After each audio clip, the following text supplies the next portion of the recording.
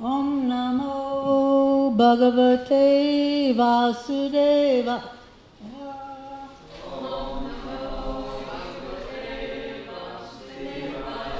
Om Namo Bhagavate Vasudevaya.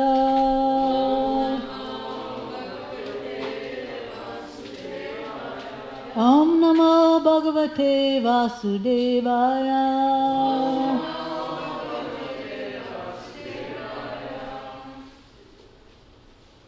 Hare Krishna.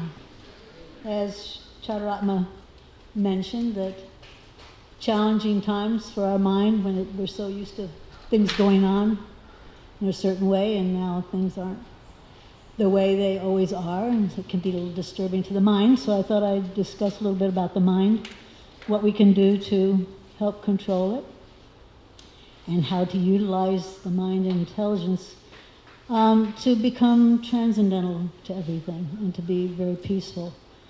So on the screen there, it's a very familiar picture of our amusement ride that we're on right now. We're the little frightened soul in the very back, the passenger, and then we've got a bunch of really wild horses out there, all of our senses, got the 5 main ones there, and then the reins are the mind, and then we have a driver, and the driver happens to be totally blind. So you can imagine what it would be like to be in a car or anything like that, and your senses are just going wild.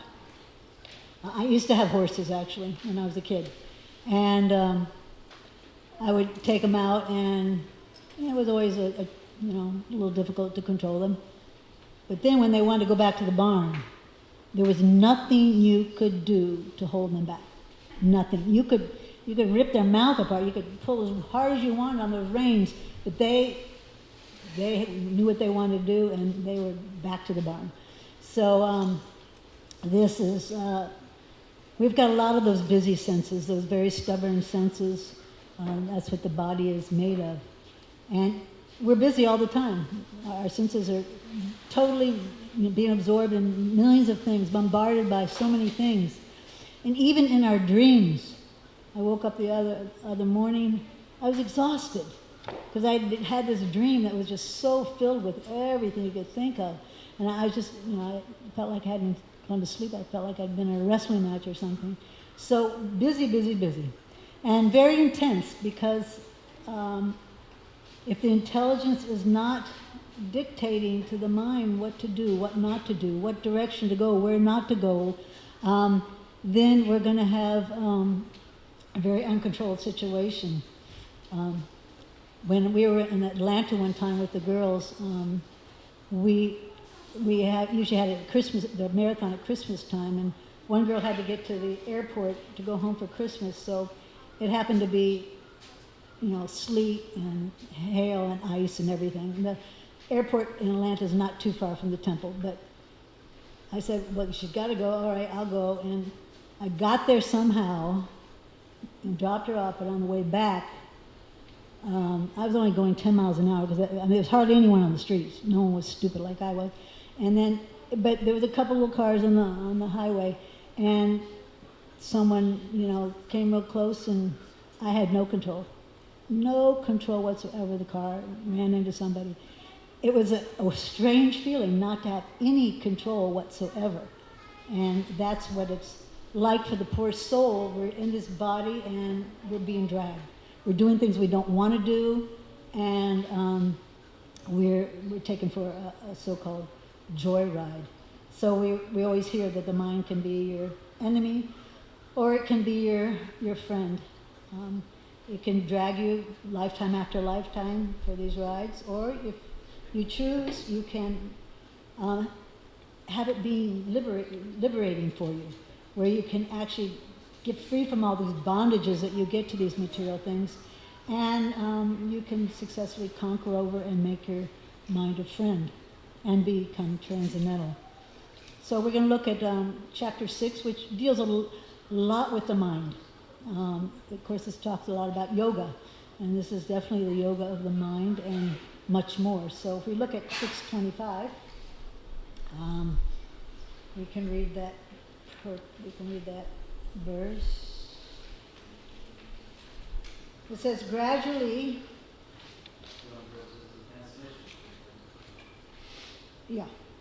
gradually, step by step, one should become situated in trance by means of intelligence sustained by full conviction, and thus the mind should be fixed on the self alone and should think of nothing else.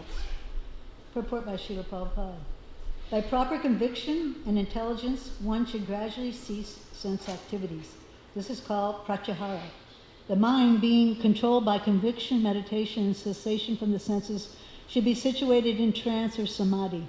At that time, there is no longer any danger of becoming engaged in the material conception of life. In other words, although one is involved with matter, as long as the material body exists, one should not think about sense gratification. One should think of no pleasure aside from the pleasure of the Supreme Self. This state is easily attained by directly practicing Krishna consciousness. So this is a little invitation for us to attempt to control the mind, saying here that your intelligence has to be very, very strong. Just like the festivals, we think there's, it's so hard to realize that we can't celebrate the way we want. But overall, we have to realize that Krishna is in control, that he's arranged the whole thing, and that if nothing else, we should be grateful that we have any kind of festival, that we have deities, that we're able to come here and associate with each other. So with a strong intelligence, understanding Krishna's part in everything, we can become more absorbed in our service to Krishna, whatever it may be. So the intelligence needs to be, absorbed in the scriptures to help us, the mind, calm down and understand what to do and what not to, what direction to go to. And then also there's the super soul. We have this. This is a wonderful thing that we can actually understand that Krishna is in everyone and that he's taking care of the whole situation. And he knows what's going on in all of our hearts. And of course there's the guru and the Diksha Guru and the Shiksha Guru to also give us guidance and support in absorbing our mind in Krishna instead of all these other things. If we need to, we have permission to completely disobey the orders of the mind, of an unruly mind. So if you find that your mind is giving you a hard time, you can just say, go in a closet, stay there. So you have permission to do that. Say, I would rather listen to the soul and the super soul. So this is our intelligence has to be firm at this. Other processes of yoga and meditation, other things that other people do to try to meditate and to relieve their mind don't really do the same deep cleansing that bhakti, that engaging in devotional service and engaging ourselves in thinking of Krishna all the time does. Do any of you have one of those plastic utility sinks that used to be like out here, the prasadam sinks? I've got one in my house. And they have a tendency to absorb dirt and get moldy, and it's really hard to get it out. You can put cleanser in there and you can scrub it and everything. But after a while, it doesn't go away. You have to pour bleach, right? And then all of a sudden, boom, like magic, it goes away. So in the same way, if we apply the holy name, then it really goes deep. It does a deep cleansing, and we can actually begin to experience a change in our consciousness. And so this is what the holy name does. So on text 26, it is hinting at this holy name. It says, from wherever the mind wanders due to its flickering and unsteady nature, one must certainly withdraw it and bring it back under the control of the self. The nature of the mind is flickering and unsteady. But a self-realized yogi has to control the mind should not control him. So of course Lord Chaitanya realized, just as Arjuna realized, that The other yoga process of artificially trying to control the mind just doesn't make it here in this Kali Yuga. We can't control our mind hardly at all, even for a few minutes. But the holy name, how attracted are we? How much do you all miss the kirtans and bhajans? So much, right? I mean, so much we miss it because it completely brings your mind around from whatever you're doing, and it definitely gives a relief. Mantra, it definitely relieves you from something, anxiety. So this is the power, the bleach that we need to really go deep. And of course the chanting of japa offensively and purely does also the same cleansing effect. So it's also mentioned that I mentioned the super soul. So if we look at 1329, it tells a little bit about the part of the super soul, how important it is that we also connect with the super soul. It says, one who sees the super soul equally present everywhere in every living being does not degrade himself by his mind. Thus he approaches the transcendental destination. So this also is really important in dealing with the mind. It describes here that the degradation means to actually to destroy other people with what you say, and not to appreciate them, not to elevate them. So the mind can do that if it's not realizing that there is a soul and super soul in every single living entity. With that vision of actually seeing that person inside, we want to help them. And that will deliver our mind in the same way. Usually the mind is addicted to sense gratification and it's only thinking of ourselves. But this, like understanding that everyone is part of Krishna, that really helps. And then compassion can develop, which is an important state of mind that we saw in Srila Prabhupada, always so compassionate. So some outsiders may come and pull up to their apartment or something like that and see the devotees get out of the car, go in their apartment, and leave for work. Their kids come home and they're thinking that the devotees have the same life. What's so different about devotees? You know, what's going on? What makes them different? The training, especially in training the mind, makes a big difference. We learn to put Krishna first and in the center. That's our main thing. So if you go in our homes, the center of the home is the altar. The center of our lives is, what do we do for Krishna today? Getting up early, rearranging our lives so that we can hear and glorify and become absorbed in the holy name. So there's a big difference in what goes on in a devotee's life. And it really requires training.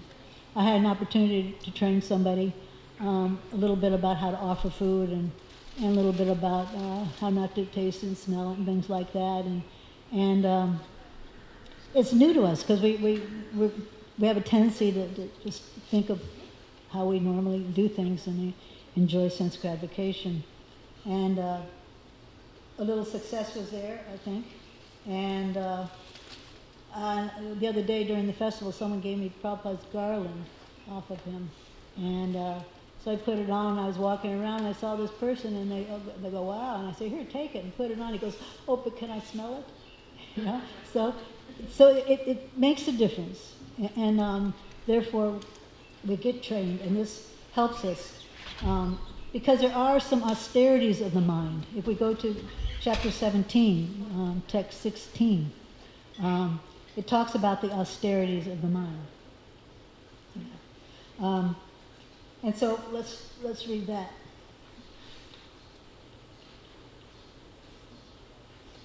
And satisfaction, simplicity, gravity, self-control, and purification of one's existence are austerities of the mind. To make the mind austere is to detach it from sense gratification. It should be so trained that it can be always thinking of doing good for others. The best training for the mind is gravity in thought. One should not deviate from Krishna consciousness and must always avoid sense gratification. So this is an important thing. Austerity is usually not something that we like to do, but it's something that we need to do. And even in the Bhagavad Gita elsewhere, it says that this chanting of the holy names, japa, this is a great sacrifice. This is meant for this age. So our chanting in particular, in devotional service, this is an austerity for the mind because it's purifying. It's purifying us, and it makes us satisfied. So satisfied that we don't want to go out there and try to enjoy all these other things. We're inside. We can go inside and find silence there, but not the silence, just nothing. But instead, inside of ourselves, we find Krishna consciousness. And this is actually the pleasure that we're looking for by looking for in the sense gratification. So these austerities also, what's another one here? It says satisfaction, just being satisfied, and self-control. That is achieved also by engaging the mind in service, thinking, what can I do for Radharani? I noticed there wasn't very many presents for Krishna on his birthday. So maybe we can make up and bring some presents for Srimati Radharani and Krishna, please. But usually I go in the Pujari room, there's all kinds of beautiful new jewelry and all kinds of beautiful things for Krishna, and we can't forget that, to engage ourselves in these festivals and still bring gifts for the Lord and for his most wonderful Radharani. So these are all austerities of the mind, absorbing how we can please Krishna instead of ourselves. And that is what is discussed here in general, is that when we are pleased in our mind and satisfied with ourselves, then we'll start thinking of other people. And that's the greatest satisfaction for the mind, is to think of other people's welfare.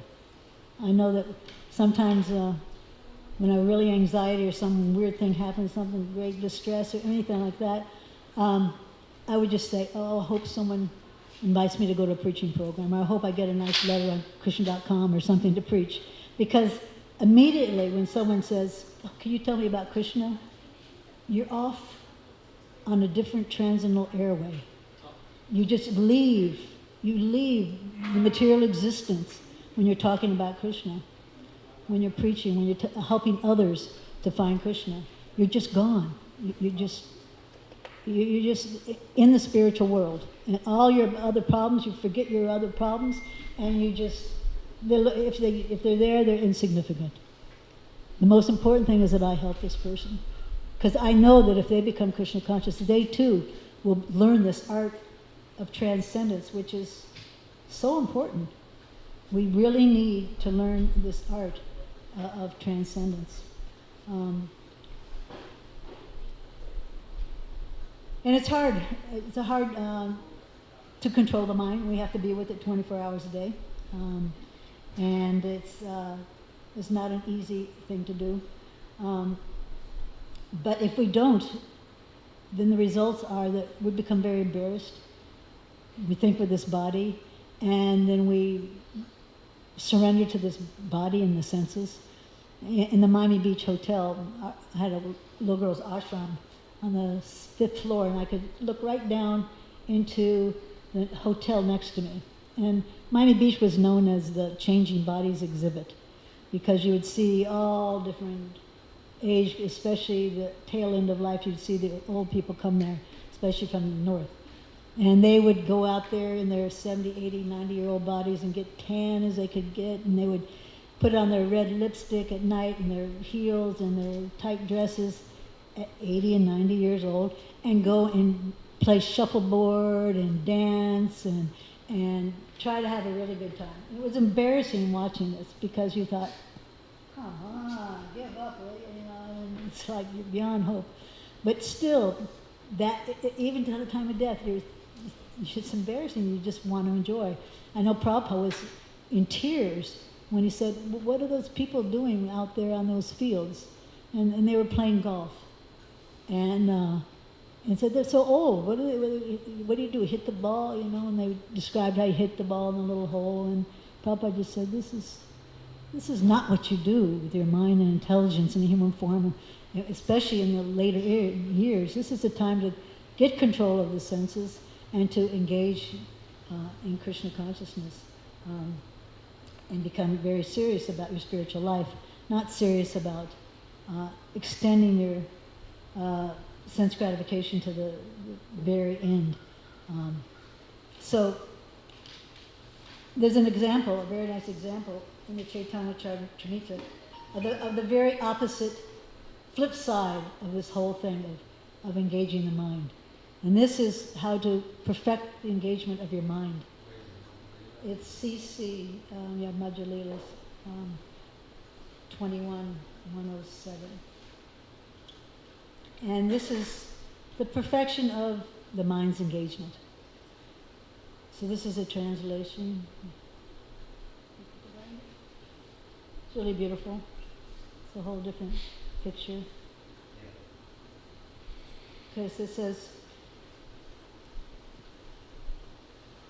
favoring the gopis, Krishna rides on the chariots of their minds, and just to receive loving service from them, he attracts their minds like Cupid. Therefore, he is also called Madan Mohan, the attractor of Cupid. Cupid has 5 arrows representing form, taste, smell, sound, and touch. Krishna is the owner of these 5 arrows, and with his Cupid-like beauty, he conquers the minds of the gopis, though they are very proud of their super excellent beauty. Becoming a new Cupid, Krishna attracts their minds and engages in the rasa dance. So they've surrendered their minds to be absorbed in Krishna, and they are willing to become captured by Krishna. That's what they've done with their minds. And that's what Prabhupada has been training us. He's been trying to train us to engage in these regular devotional activities, beginning early in the morning, chanting japa and doing service, whatever we can, and raising our families in Krishna consciousness, absorbing our minds in the temple worship or our worship home, and trying to become captive by Krishna. And hopefully he'll steal our hearts also. So this is, the gopis of course have perfected this. And even though they're so excellent and so beautiful and everything, they're just captivated by Krishna, and therefore Krishna takes their minds. So we have a little ways to go, but we find that it's an opportunity that we can, even in these 24 hours a day, we get advice how to achieve this in a gradual way, just like the first verse we read. It's a gradual process of conviction of our intelligence. So Govindadas, in his prayers to the mind, he advises just engage in one of the 9 processes of devotional service. Just find one. Here, chant, remember, worship deity. Pick one. Pick 2, 3, 4, 5, 6, 7, 8. Prabhupada engaged us in all of them. But he didn't say you have to do all of them. He said even just one will give you satisfaction, will give you control of your mind, and give you some happiness. So Bhaktivinoda Thakur also gives advice. Manasa Deha Geha. He says, my mind, I just surrender to you. My house, I surrender to you. My family, I surrender to you. Just in your heart, just give them to Krishna and say, take over, please. And then there is Bhaktisiddhanta Saraswati Thakur. He gives some very nice practical advice. He says, get a broom when you wake up in the morning and sweep out your mind. And at night, beat it with a shoe. So whatever you have to do.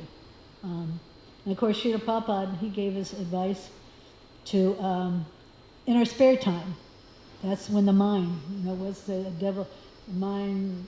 Empty mind is devil's workshop. Yeah, so when our mind is not busy, then watch out. So Prabhupada says, in all your spare time, pick up a book, read, or chant extra round, or something like that. And then this will keep you from being bombarded. And then no more crazy rides in Kali Yuga. It's only getting darker and darker, and the senses are going to go more berserk all the time.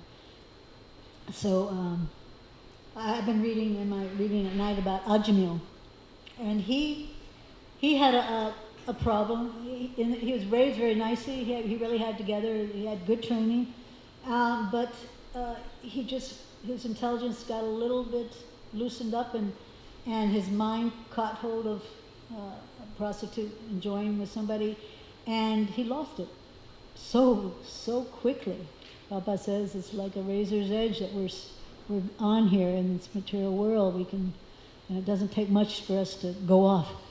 So he did. He lost it, and he had many children, but he gave the name of the Lord to one of his children, and at the time of death he chanted that name. And he was delivered. And he was saved by that holy name. So, and then when he was given release, what did he do? He didn't look back. He only thought, I'm going to disobey my mind. I'm going to go straight to Hardwar, and I'm just going to engage my mind in devotional service. So this is what we have to do even on a daily basis, or even in our japa period, when our mind goes crazy and goes off doing something. This becomes doing something illicit with our mind. Don't look back, just go forward and call out Krishna's name. And he will help us have that second chance, or third chance, in many of our cases, many chances to obtain this opportunity to become transcendental and be caught up by Krishna and taken away back to the spiritual world. So the ultimate test, of course, is at the time of death. King Kulakshekar, he said that, I wish I could leave my body now.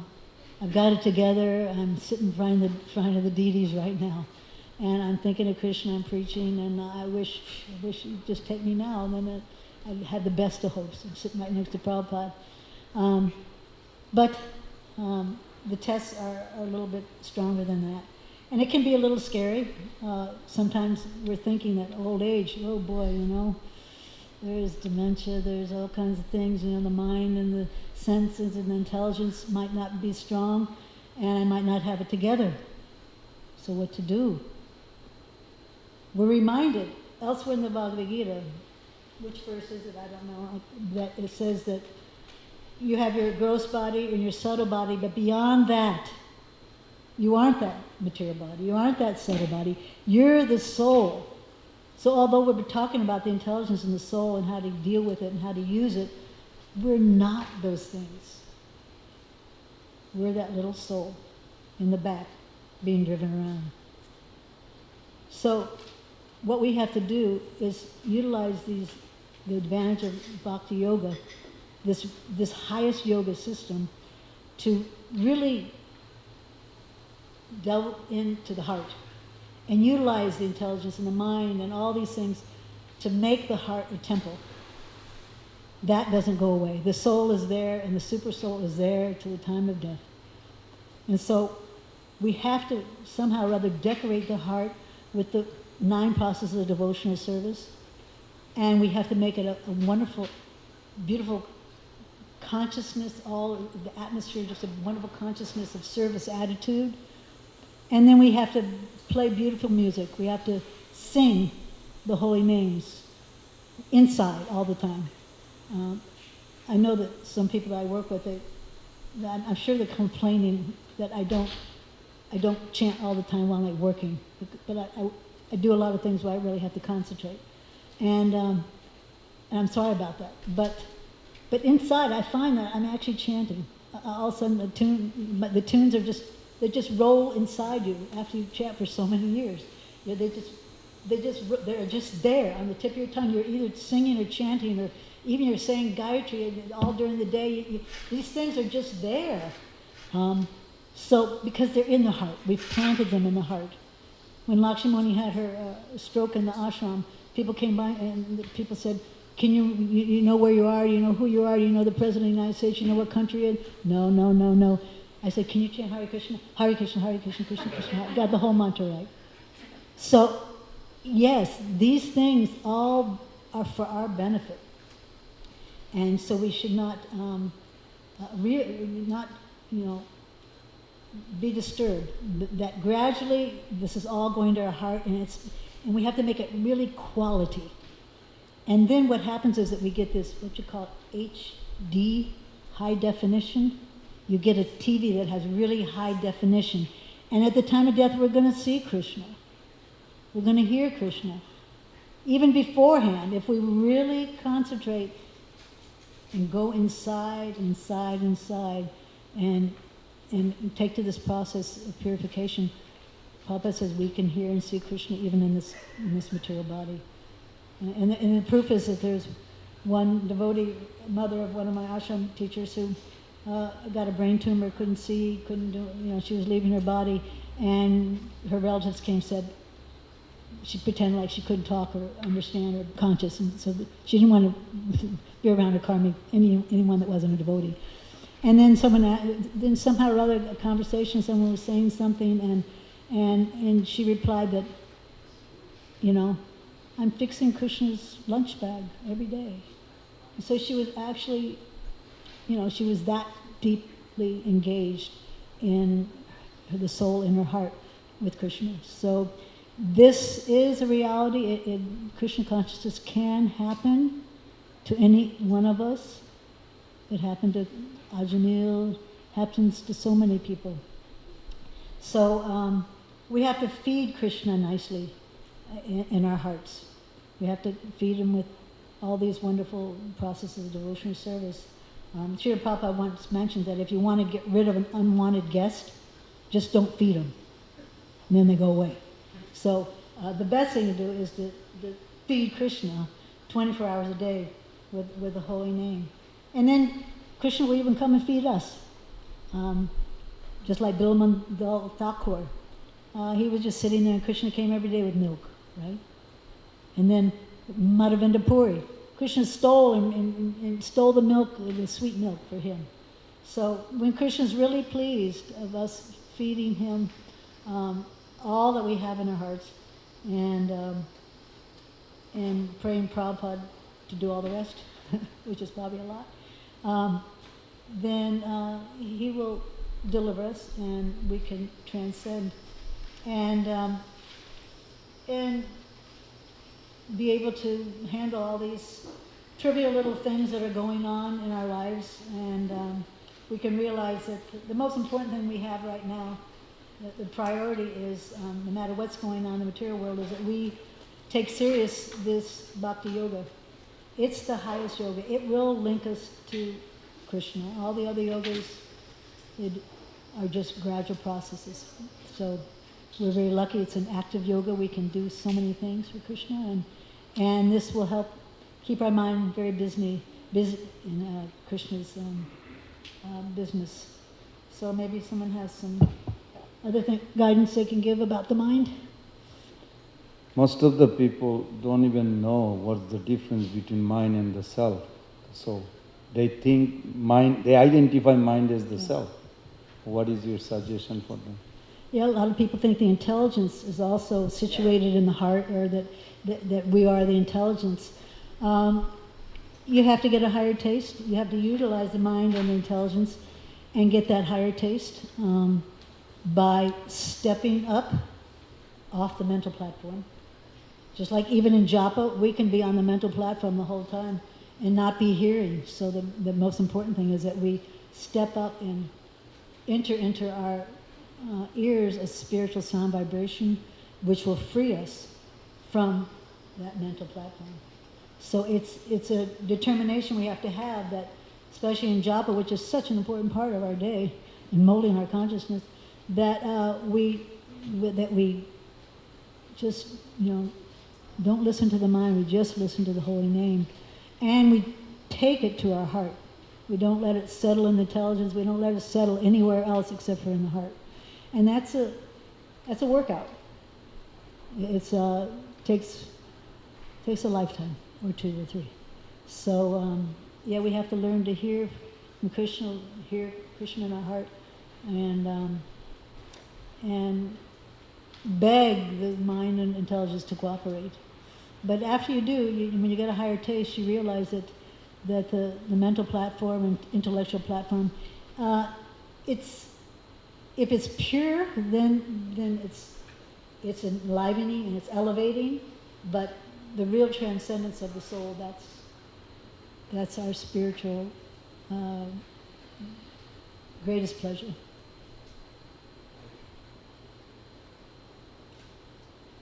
Dear Okay.